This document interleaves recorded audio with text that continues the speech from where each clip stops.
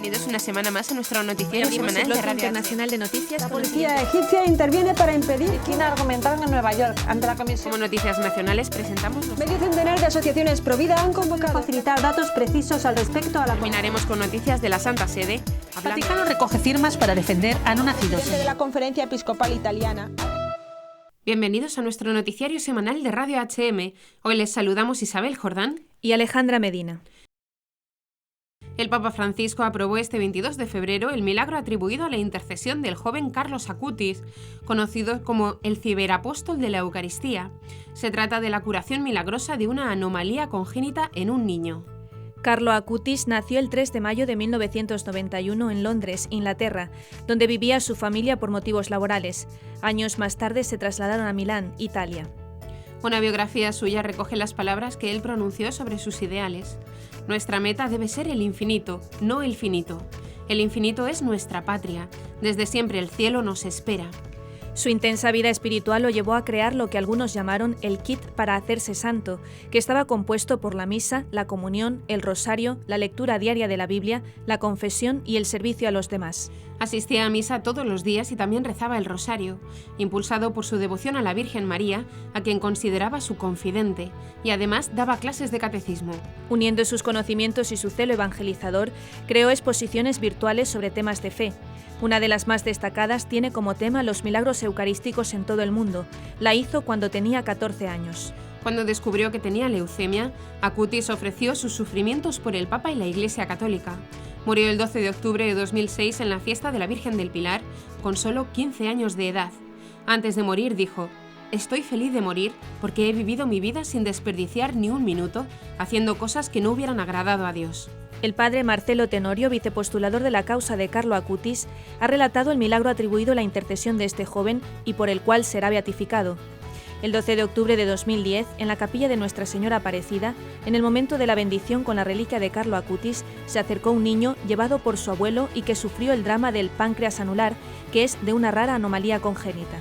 Esta enfermedad causaba que el niño vomitara todo el tiempo, lo que lo debilitaba y lo abatía mucho, porque todo lo que comía lo devolvía, incluidos los líquidos. Al pararse en la fila para recibir la bendición con la reliquia, el niño le preguntó a su abuelo qué debía pedir, y éste le contestó: dejar de vomitar. Y así lo hizo el niño. Desde entonces ya no volvió a vomitar. Nuevas pruebas médicas realizadas en febrero de 2011 revelaron que el menor estaba completamente curado. Comenzaremos con las noticias de interés internacional. Uruguay, renovar la fe como preparación al Congreso Eucarístico. Reino Unido, mujer con síndrome de Down busca cambiar leyes de aborto. Inglaterra, la Iglesia rededicará al país como dote de María. Italia, el demonio no soporta que los esposos se amen. Pasaremos después a las noticias nacionales. Munilla explica la Cuaresma. Me aburro y distraigo en misa. Reza en Cuaresma con la vida de 40 mártires. Y por último comentaremos algunas de las noticias más destacadas de la Santa Sede. Palabras del Papa Francisco en miércoles de ceniza. Mensaje del Papa Francisco para la Cuaresma de 2020. Audiencia general, la Cuaresma. Con motivo del V Congreso Eucarístico Nacional, los obispos de Uruguay invitaron a los fieles a renovar su fe con la profesión del credo de Nicea-Constantinopla. A través de una carta difundida este miércoles de ceniza, los obispos dijeron que este signo será un camino común hacia el V Congreso Eucarístico Nacional que celebrará la Iglesia en Uruguay del 16 al 18 de octubre de este año. El tema del V Congreso es la Eucaristía, sacrificio de Cristo que salva al mundo, y se expresa en el lema de Tomad y comed, mi cuerpo entregado por vosotros. Con esto se busca renovar la fe del pueblo de Dios que peregrina en Uruguay, de modo especial en el misterio eucarístico, expresan los obispos. La fe cristiana que cada uno profesa, la recibe, la proclama y la vive en la fe de la Iglesia Católica. Por eso la fe católica, que se formula en distintas afirmaciones, es una, y la unidad de la fe se expresa en las oraciones que llamamos credo, porque comienzan con la palabra creo, es decir, afirmo como verdadero, porque Dios lo ha revelado, explicaron. Los credos reúnen en un conjunto lo principal de la realidad revelada que creemos. El credo llamado apostólico, más breve, es el propio de la liturgia bautismal y ha de ser mantenido para la profesión de fe de los catecúmenos, recordaron. Sin embargo, para ayudar a la renovación de la fe y a su profundización, los obispos de Uruguay piden rezar el credo niceno durante la fiesta de Pentecostés. Con el deseo de que este año sea propicio para la renovación de la fe y la profundización en la vida eucarística de nuestra Iglesia, nos ponemos bajo el amparo de María, la Virgen de los 33, que es para nosotros capitana, para vencer en el combate de la fe y guía de nuestros pensamientos, palabras y obras. Finaliza la carta. Una mujer británica de 24 años con síndrome de Down lanzó una demanda contra el gobierno del Reino Unido para cambiar las leyes que permiten que bebés con su misma condición sean abortados hasta el momento del nacimiento. En este momento en el Reino Unido los bebés pueden ser abortados hasta el nacimiento si se los considera gravemente discapacitados. Me incluyen en esa definición de ser gravemente discapacitada solo porque tengo un cromosoma extra, dijo Heidi Crowther a los periodistas esta semana. Lo que me dicen es que mi vida no es tan valiosa como otras y no creo que sea correcto.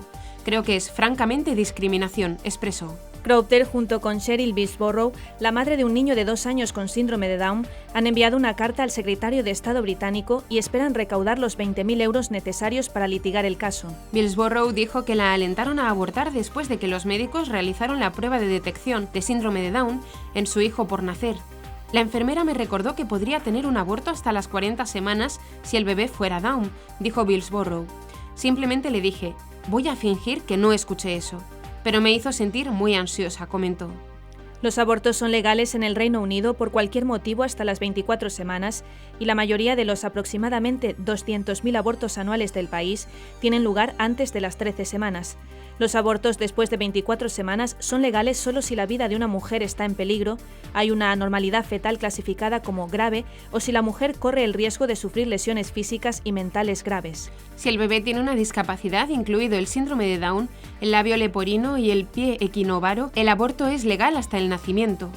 Alrededor de 9 de cada 10 mujeres tienen abortos después de recibir un diagnóstico de síndrome de Down. La campaña No nos descartes en el Reino Unido durante los últimos 4 años concientiza para cambiar las leyes de aborto, buscando enmendar la ley del aborto de 1967.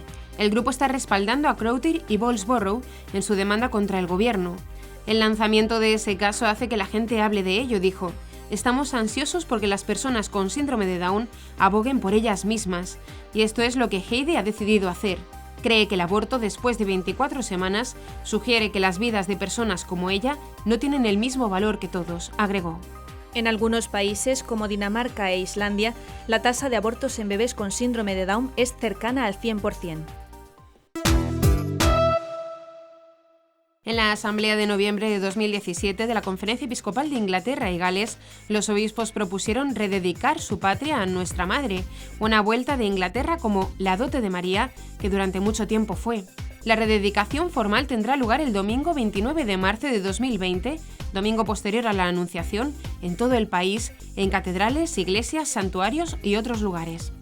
Consistirá en una dedicación personal del pueblo de Inglaterra siguiendo los pasos del rey Ricardo II, quien ante la gran agitación política en 1381 fue al santuario de Nuestra Señora de Puy, en la abadía de Westminster, para buscar su orientación y protección, según explicó el rector del santuario de Nuestra Señora de Walsingham, Monseñor John Armitage.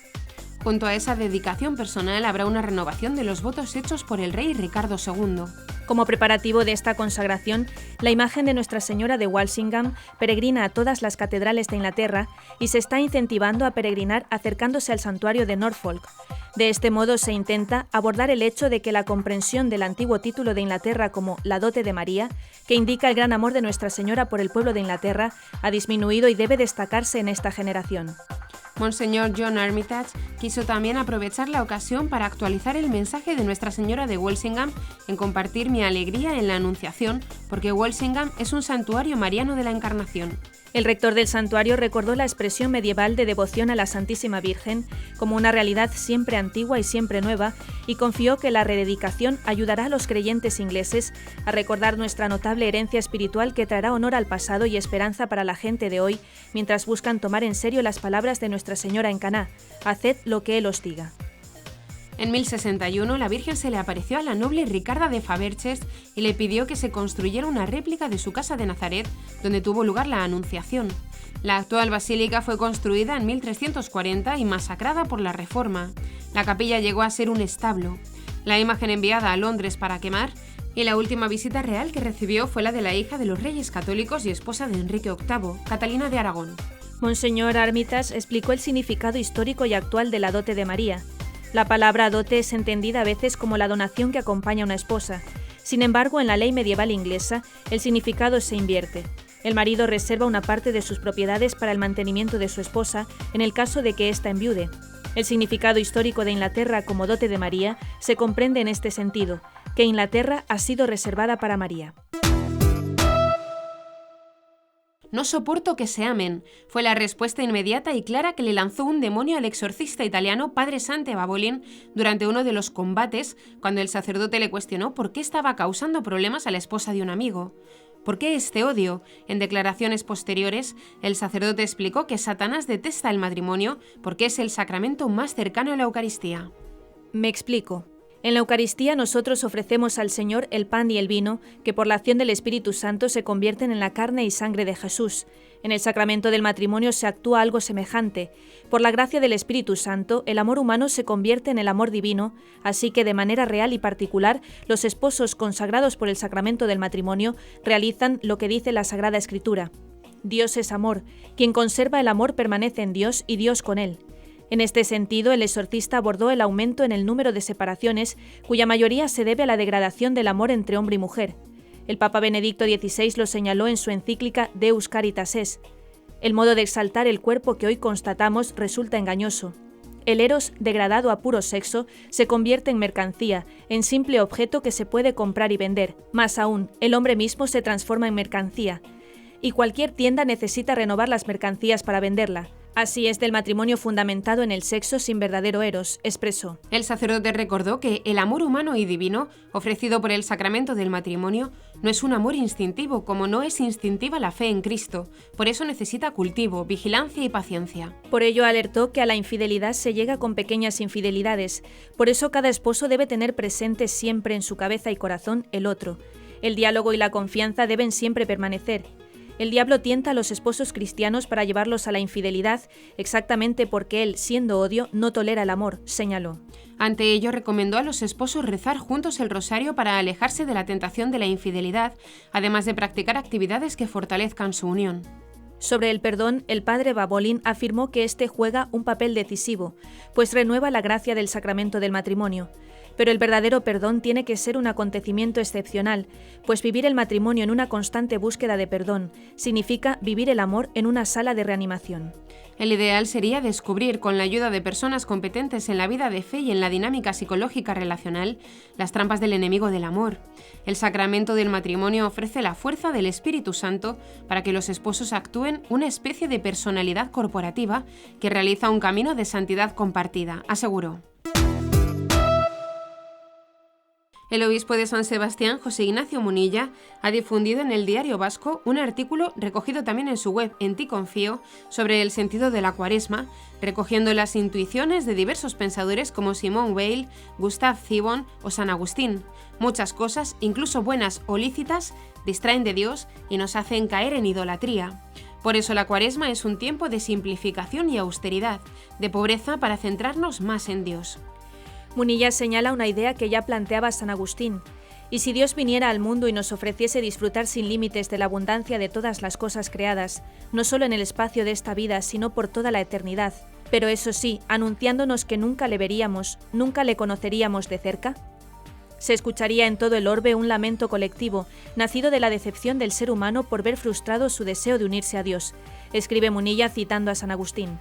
El obispo señala que la misma idea se explora en un diálogo teatralizado de 140 páginas de Gustav Thibon que recientemente se ha publicado en español, Seréis como dioses. Imaginemos un mundo futuro en el que los hombres sean plenamente inmortales gracias a los avances científicos. Imaginemos un mundo en el que la ciencia haya colmado al ser humano de todas sus aspiraciones inmediatas, pero a costa de dejarlo sin eternidad, a costa de renunciar a participar de la vida de Dios. La consecuencia de esta hipótesis sería, igualmente, la frustración más profunda del hombre. No existe una plenitud de felicidad sin Dios. El reto es no caer en la idolatría. Cuando el cielo se vacía de Dios, la tierra se llena de ídolos.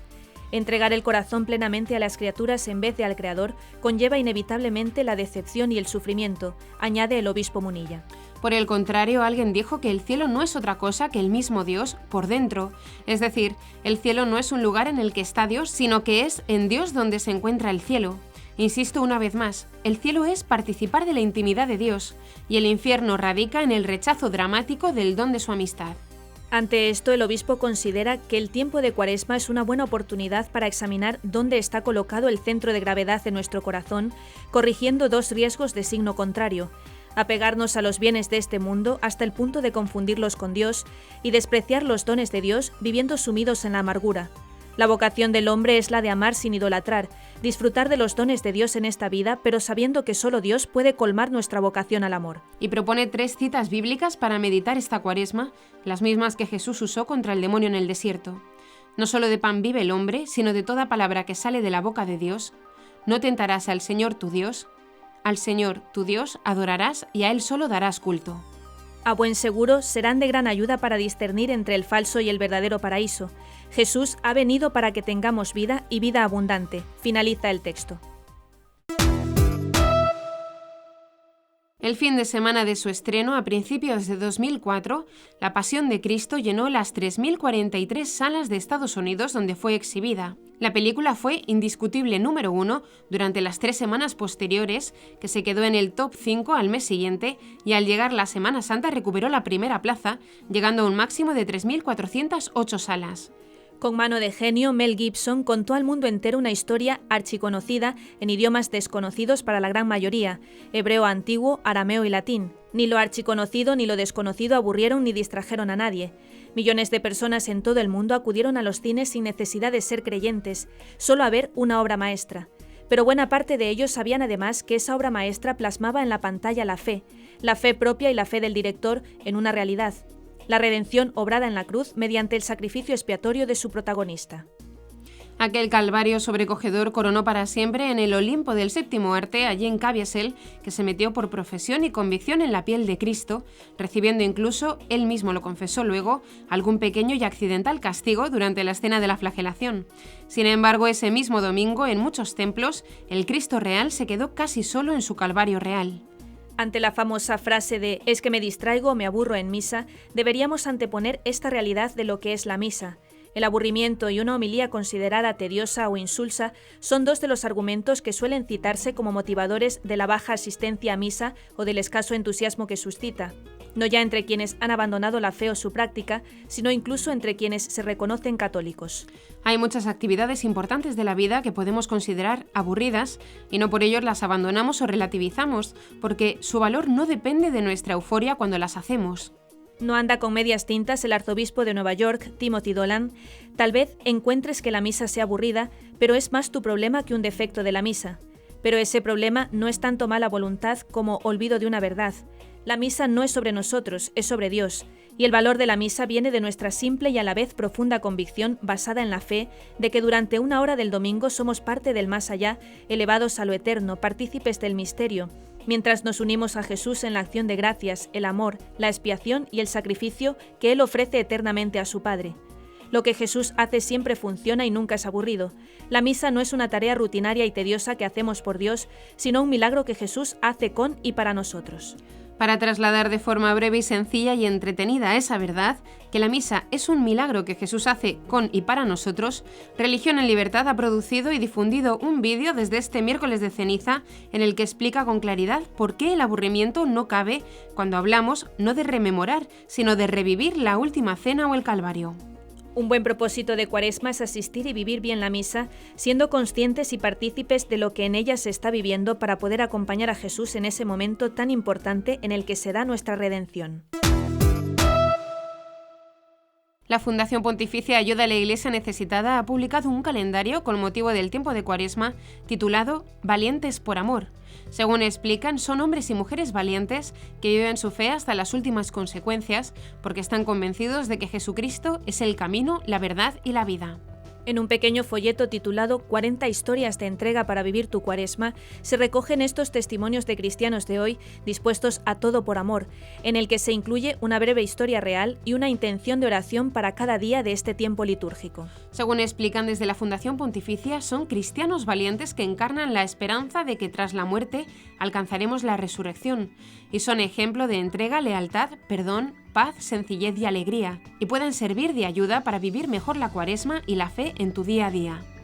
Uno de estos mártires que se recuerdan en el calendario de Valientes por Amor es Akash Basir, que a sus 20 años se había ofrecido como voluntario para vigilar su parroquia de Lahore, Pakistán, durante las celebraciones de Semana Santa ante la posible amenaza de atentados. Murió al lanzarse contra un terrorista suicida para evitar que atentara contra su iglesia. En la página www.ayudalaiglesianecesitada.org/Valientes por Amor se puede solicitar el calendario para recibirlo por email, con posibilidad de imprimirlo o descargarlo en el móvil.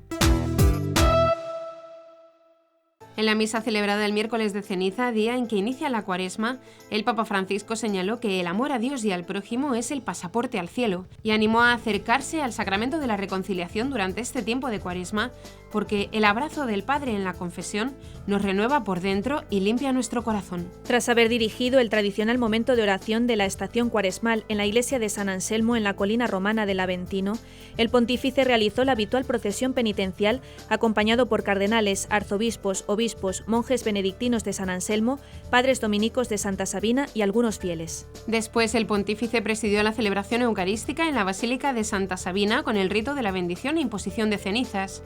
Durante su homilía, el Papa Francisco recordó que la Cuaresma es un tiempo de gracia para acoger la mirada amorosa de Dios sobre nosotros y, sintiéndonos mirados así, cambiar de vida. La ceniza nos recuerda el trayecto de nuestra existencia, del polvo a la vida. Somos polvo, tierra, arcilla, pero si nos dejamos moldear por las manos de Dios, nos convertimos en una maravilla. Y aún así, especialmente en las dificultades y la soledad, solamente vemos nuestro polvo. Pero el Señor nos anima. Lo poco que somos tiene un valor infinito a sus ojos. Ánimo, nacimos para ser amados, nacimos para ser hijos de Dios, afirmó. De este modo, el pontífice explicó que la ceniza que nos imponen en nuestras cabezas sacude los pensamientos que tenemos en la mente y nos recuerda que nosotros, hijos de Dios, no podemos vivir para ir tras el polvo que se desvanece. El Vaticano difundió este lunes 24 de febrero el mensaje del Papa Francisco para la Cuaresma de este año 2020. En su mensaje, que lleva por título «En nombre de Cristo os pedimos que os reconciliéis con Dios», inspirado en la segunda carta a los Corintios, el pontífice invita a escuchar el misterio pascual, aprovechar la invitación de Cristo a la conversión y a entrar en diálogo con Dios. Es saludable contemplar más a fondo el misterio pascual por el que hemos recibido la misericordia de Dios. La experiencia de la misericordia, efectivamente, es posible solo en un cara a cara con el Señor crucificado y resucitado, que me amó y se entregó por mí. Un diálogo de corazón a corazón, de amigo a amigo. Por eso la oración es tan importante en el tiempo cuaresmal. En su mensaje, el Papa señala 4 puntos importantes a tener en cuenta en esta Cuaresma. Uno es el misterio pascual, fundamento de la conversión, en el que señala que en esta Cuaresma 2020 quisiera dirigir a todos y cada uno de los cristianos lo que ya escribía a los jóvenes en la exhortación apostólica Christus Vivit. Mira los brazos abiertos de Cristo crucificado, déjate salvar una y otra vez. Y cuando te acerques a confesar tus pecados, cree firmemente en su misericordia que te libera de la culpa. Contempla su sangre derramada con tanto cariño y déjate purificar por ella. Así podrás renacer una y otra vez. 2. Es la urgencia de conversión, en el que destaca que, en este tiempo favorable, debemos dejarnos guiar como Israel en el desierto, a fin de poder escuchar finalmente la voz de nuestro esposo, para que resuene en nosotros con mayor profundidad y disponibilidad. 3. Es la apasionada voluntad de Dios de dialogar con sus hijos, y explica que el diálogo que Dios quiere entablar con todo hombre, mediante el misterio pascual de su Hijo, no es como el que se atribuye a los atenienses, los cuales no se ocupaban en otra cosa que en decir o en oír la última novedad. Y por último está el punto titulado «Una riqueza para compartir, no para acumular solo para sí mismo». Este mensaje para la Cuaresma de 2020 lo firmó el Papa en Roma junto a San Juan de Letrán el 7 de octubre de 2019, memoria de Nuestra Señora, la Virgen del Rosario, haciéndose público este lunes 24 de febrero, estando a las puertas del comienzo de la Cuaresma. El Papa Francisco dedicó su catequesis de este miércoles 26 de febrero, pronunciada durante la audiencia general en la Plaza de San Pedro, a hablar sobre la Cuaresma con la imagen de la entrada en el desierto. En ella explicó que la Cuaresma es el tiempo para apagar la televisión y abrir la Biblia, y recordó que el camino cuaresmal consiste en la oración, ayuno y obras de misericordia. Repitiendo sus palabras, el Santo Padre recalcó: hoy, miércoles de ceniza, iniciamos el camino cuaresmal, camino de 40 días hacia la Pascua, hacia el corazón del año litúrgico y de la fe. Es un camino que sigue el de Jesús, quien al comienzo de su ministerio se retiró durante 40 días para rezar y ayunar, tentado por el diablo en el desierto, señaló el Papa. En esta línea, el pontífice reflexionó sobre el significado espiritual del desierto y añadió que el desierto es el lugar para alejarse del ruido que nos rodea. Es la ausencia de palabras para dar cabida a otra palabra, la palabra de Dios, que acaricia nuestros corazones como una brisa ligera. Finalmente afirmó que el camino en el desierto cuaresmal es un camino de caridad hacia quien es más débil, e indicó: oración, ayuno y obras de misericordia. He aquí el camino del desierto cuaresmal. En el desierto se abre el camino que nos conduce de la muerte a la vida, por lo que animó a entrar en este desierto de la Cuaresma para seguir a Jesús en el desierto, porque con él nuestros desiertos florecerán. Y hasta aquí nuestro informativo semanal. Esperamos que haya sido de su agrado. Recuerden que pueden seguir escuchándonos siguiendo el resto de nuestra programación en directo a través de la web www.radiohm.net. En ella podrán encontrar también distintos podcasts con los informativos anteriores y otros audios que también pueden ser de su interés. Seguiremos estos días informando de las noticias de la Iglesia y del mundo a través de nuestros breves espacios informativos que les ofrecemos todos los días, cada media hora aquí, en Radio HM 88.7 FM y HM Televisión. Ayer, hoy y siempre la verdad. Gracias por habernos acompañado. Les han informado Alejandra Medina e Isabel Jordán. Hasta la próxima semana.